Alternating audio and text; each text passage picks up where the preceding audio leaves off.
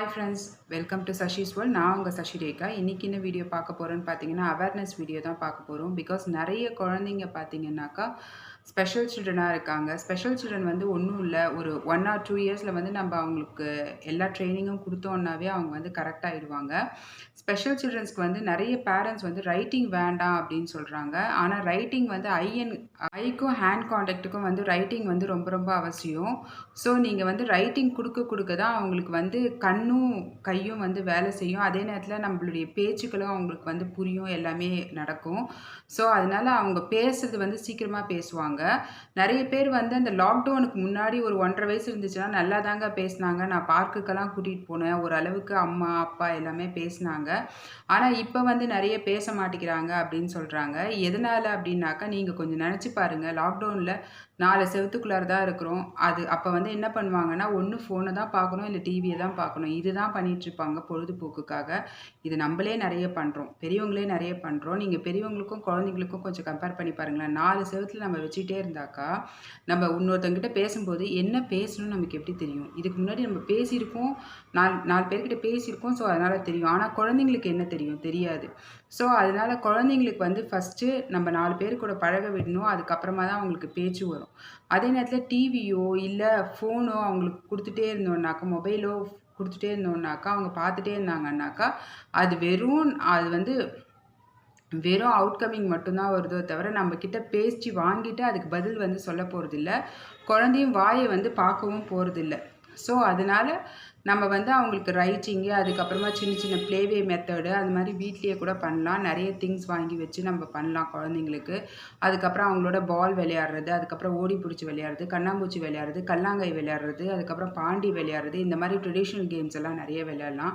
பல்லாங்குழி விளையாடலாம், டைம் போகிறதே தெரியாது. ஸோ அதெல்லாம் வந்து குழந்தைங்கிட்ட விளையாடலாம். அப்புறம் லூடோ விளையாடலாம், அதுக்கப்புறம் ஸ்னேக் அண்ட் லேடர் விளையாடலாம். ஸோ நிறைய விளையாட்டுகள் இருக்குது. பழங்காலத்து விளையாட்டுகள்லாம் கொஞ்சம் ட்ரை பண்ணுங்கள். அதே நேரத்தில் குழந்தைப்பு உளுந்தும் வெள்ளை உளுந்தும் போட்டுருங்க. அவங்க வந்து அதை பிரித்து எடுக்கணும்னு சொல்லுங்கள். இந்த மாதிரி வேலைகள்லாம் கொடுக்கலாம். ஃபோன் பார்க்காம இவ்வளோ வேலைகளும் கொடுக்கலாம். எதனால் நான் இது முக்கியமாக போடுறேன் அப்படின்னாக்கா, நிறைய பேரண்ட்ஸ் வந்து பசங்க பேசினா போதும் அப்படின்றாங்க. அவங்க பேசுறதுக்கு வந்து இவங்க பேசினா தான் அது வேலைக்கு ஆகும். அவங்க மட்டும் தனியாகவும் பேச முடியாது. நம்ம அவங்களோட பேசினா மட்டும்தான், பழகினா மட்டும்தான் அது கரெக்டாக வரும். ஸோ அவங்கள வீட்டு உள்ளாரையே வந்து வச்சுட்ருக்கும்போது இந்த வேலைகள்லாம் கொடுங்க. அவங்களுடைய பொருளை அவங்களே எடுத்து பேக்கில் போட சொல்லுங்கள். விளையாடி முடிச்சிட்ட பிறகு அவங்களுடைய திங்ஸ் அவங்களே வைக்க சொல்லுங்கள். அதுக்கப்புறமா அவங்களுடைய சாப்பாட்டு தட்டை வந்து அவங்களே போட சொல்லுங்கள்.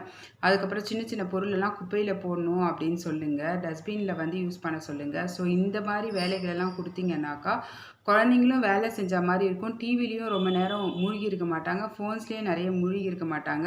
ஸோ அவங்களுடைய கண்கள் வந்து அங்கே இங்கே போகும். ஏன்னா ஒரே இடத்துல கண்கள் பார்த்துக்கிட்டே இருந்தாலும், இப்படி விரித்து பார்த்துக்கிட்டே நிறைய நேரம் இருந்தாலும் கண்கள் ஸ்ட்ரெயின் ஆகிட்டு சீக்கிரமாக கண்ணாடி போட வேண்டியதாக இருக்குது. குழந்தைங்களாம் ரொம்ப குட்டி குட்டி பசங்கள்லாம் போடுறாங்க.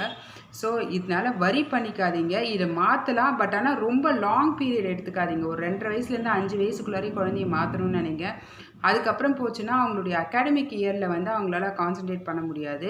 ஸ்டூடெண்ட்டே ஒருத்தவங்க வந்து ஐ கான்டாக்ட் எல்லாம் இல்லை, நான் பேசும்போது அவங்களுக்கு எதுவுமே தெரியாது. பட் ஆனால் ரைட்டிங்லாம் சூப்பராக பண்ணுறாங்க. இப்போ தான் அவருக்கு பேரட் ஸ்பீச் வந்திருக்கு. பேரட் ஸ்பீச்னாக்கா கிளி பேச்சுன்னு சொல்லுவாங்க. அவங்க நம்ம என்ன சொல்கிறோமோ அதை திருப்பி சொல்லுவாங்க. அப்பாவுக்கு டாட்டா சொல்லுப்பா அப்படின்னாக்கா, அப்பாவுக்கு டாட்டா சொல்லுப்பா அப்படி தான் சொல்லுவாங்க. ஃபஸ்ட்டு வந்து பேரட் ஸ்பீச். அதுக்கப்புறமா பார்த்தீங்கன்னா குழந்தைங்க வந்து நம்மக்கிட்ட வாங்கிட்டு அதுக்கு என்ன பதில் சொல்லணும்னு தெரிய ஆரம்பிக்கும்.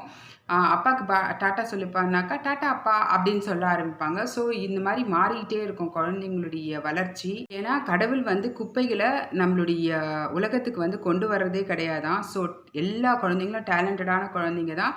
கொஞ்சம் ட்ரை பண்ணுங்கள், கொஞ்சம் பேசுங்க. ஒரு 1.5 வயசுக்கு மேலே அவங்க பேசுகிறாங்க பிடிக்க வராது.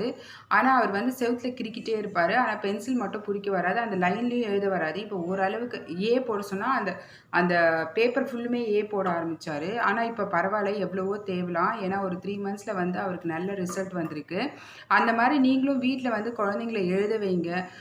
ஸோ எதனால் அப்படின்னாக்கா, அவங்களுடைய அகாடமிக் வைஸ் வந்து ரொம்ப கெட்டு போயிடுது. அதே நேரத்தில் வந்து அவரால் வந்து அந்த அகாடமிக் வைஸில் வந்து கோப்பப் பண்ண முடியல. இது வந்து ஐ கான்டாக்ட் வந்து நம்ம சொல்ல அவங்களுக்கு வர ஆரம்பிச்சிடும்.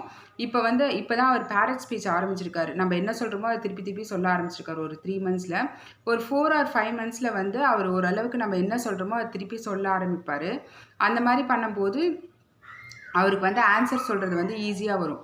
இப்போ வந்து நம்ம சொல்கிறத வந்து டக்குன்னு அதே மாதிரி சொல்கிறாரு. கொஞ்சம் கொஞ்சமாக போக போக அவரே மாறிடுவார். அந்த மாறும்போது நம்ம அகாடமிக் வைஸில் வந்து நம்ம கரெக்டாக இல்லையனாக்கா அது அவங்களுக்கு ப்ராப்ளம் வந்துடும். ஸோ அதனால் குழந்தைங்கள வந்து எழுத வைங்க. ஒரு 5 இயர்ஸ்க்குள்ளார வந்து குழந்தைங்கள வந்து ஒன்றொன்னா எழுத வைக்க ஆரம்பிங்க. இந்த வீடியோ வந்து இந்த பதிவு நான் எதனால் பண்ணுறேன்னா, நிறைய குழந்தைங்க வந்து எழுதாமல் அதே நேரத்தில் வந்து ஸ்பீச் நல்லா வராமல் இருக்காங்க. ரொம்ப கவலைக்கிடமாக இருக்குது அதெல்லாம் பார்க்கும்போது. 2வது வந்து பசங்க மற்ற பசங்களோட பழகுனா போதும் அப்படின்னு நினைக்கிறாங்க நிறைய பேரண்ட்ஸு.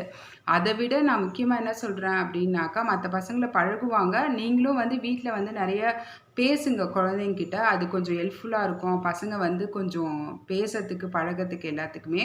அதே மாதிரி குழந்தைங்க வந்து அடிக்கிறாங்க இன்னொரு குழந்தைங்களனாக்கா, நீங்கள் அவங்கக்கிட்ட அடித்து காட்டாதீங்க. நோ நோன்னு சொல்லிகிட்டே இருங்க.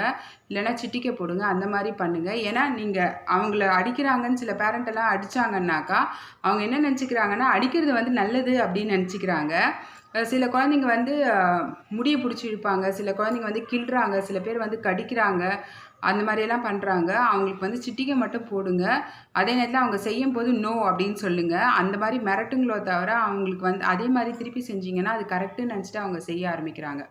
ஸோ இந்த அவேர்னஸ் வீடியோ வந்து நான் முக்கியமாக பதிவு பண்ணணும்னு நினச்சேன். எனக்கு இப்போ தான் டைம் கிடச்சிது. அதனால் நான் பதிவு பண்ணேன். அந்த பாப்பாவும் எழுதுனதையும் நீங்கள் பார்த்துருப்பீங்க. அதனால் நீங்கள் கவலைப்பட்டு நிறைய பேரண்ட்ஸ் பார்க்குறேன் நான். இதனால் கவலைப்பட்டு அவங்களுக்கு லைஃபே போயிடுச்சுன்ற மாதிரி நினைக்கிறாங்க. அப்படியெல்லாம் கிடையவே கிடையாது. குழந்தைங்க வந்து சூப்பராக வருவாங்க. உங்கள் குழந்தை அப்படி இருந்துச்சுன்னா கவலையே படாதீங்க. அவங்க வந்து செம்மையாக வருவாங்க. சூப்பராக நாலேஜபிளாக இருப்பாங்க. ஆனால் கொஞ்ச நாள் மட்டும் நீங்கள் ட்ரை பண்ணுங்கள். ஒரு 5 இயர்ஸ்க்குள்ளார மட்டும் மாற்றிடுங்க குழந்தைங்கள. சூப்பராக எழுதுவாங்க. அவங்க பேசுகிறாங்கன்னு சும்மா விட்டுறாதீங்க. மற்றதெல்லாம் பேசுகிறாங்களான்னு கவனமாக பாருங்கள். ஏன்னா 1.5 வயசு வரைக்கும் சூப்பராக பேசுகிற குழந்தைங்கள்லாம் வந்து 2 வயசுக்கு மேலே பேசுறது கிடையாது. ஸோ அதை மட்டும் கவனமாக பாருங்கள். அதே மாதிரி 2.5 வயசில் வந்து பழமொழிகள் வந்து அந்த ஃபோன் பார்த்துட்டு பேசுகிறாங்க. ஸோ அதையும் வந்து கவனமாக பாருங்கள். அவங்க என்ன பேசுகிறாங்க, நம்ம பேசுறதுக்கு திருப்பி பேசுகிறாங்களான்னு மட்டும் கொஞ்சம் கவனமாக பாருங்கள். அதெல்லாம் கொஞ்சம் கம்மி பண்ணுங்கள். அப்பயே பசங்க வந்து சூப்பராக வருவாங்க.